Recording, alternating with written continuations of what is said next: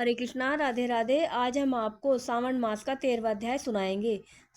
भगवान शंकर संत कुमार से बोले, अब मैं तुम्हें सावन शुक्ल चतुर्थी को किए जाने वाले व्रत दुर्गा गणपति व्रत के बारे में बताता हूँ। त्रिलोक्य में प्रसिद्ध इस व्रत को भगवती पार्वती ने श्रद्धापूर्वक किया था। इस व्रत को सरस्वती, इंद्र, विष्णु, कुबेर, अन्य देवता, मुनि, गंधर्व, किन्नर आदि कर चुके हैं। यह व्रत सब प्रकार के पापों को नष्ट करने के लिए किया जाता है। सावन शुक्ल चतुर्थी के दिन एक दंत वाले गणेश जी की सोने की मूर्ति बनवाकर सोने के सिंहासन पर स्वर्ण की दुर्वा बिछाकर तांबे के कलश पर स्थापित करनी चाहिए।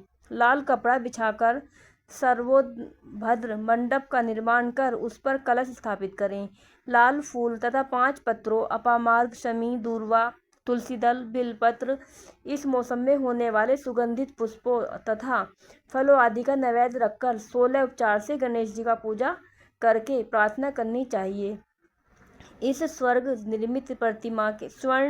निर्मित प्रतिमा में विघ्न विनाशक गणेश जी का आह्वान करना चाहिए।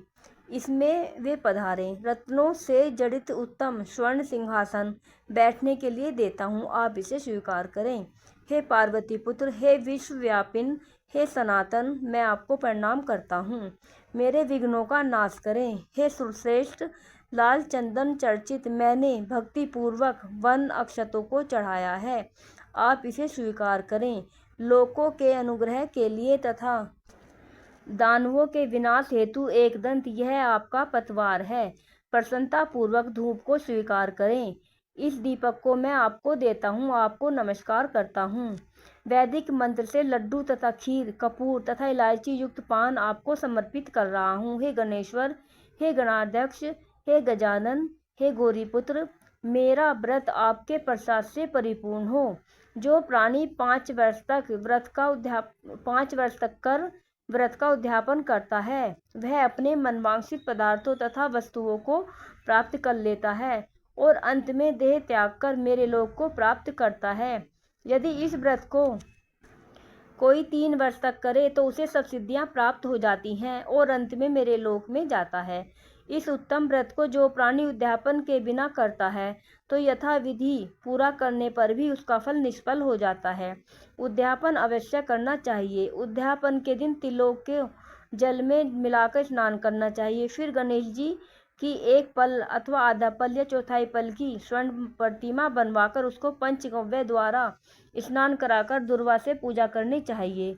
हे गणाधीश, उमासुत, विघ्न विनाशक, आपको नमस्कार है। हे विनायक, हे स्पुत्र, हे सर्व सिद्धि प्रदायक, हे हेमवक्त्र, हे मूषक वाहन, हे कुमार गुरु, आपको नमस्कार है।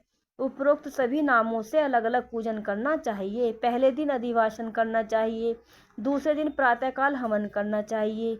ग्रह होम कर दुर्वा तथा लड्डू से प्रधान होम करना चाहिए। दूब तथा लड्डू के प्रधान होम के बाद पूर्ण आहुति करके आचार्य आदि ब्राह्मणों को भोजन कराना चाहिए। अपनी सामर्थ्य के अनुसार अधिक दूध देने वाली गायें बछड़े सहित दान करनी चाहिए। ऐसा व्रत करने से मनुष्य अपनी सभी कामनाओं को पूरी कर सकता है। मैं अपने प्रिय पुत्र के व्रत करने वाले को सभी सुख प्रदान करता हूँ, अंत में सद्गति प्रदान करता हूँ। राधे राधे। बोलो शंकर भगवान की जय।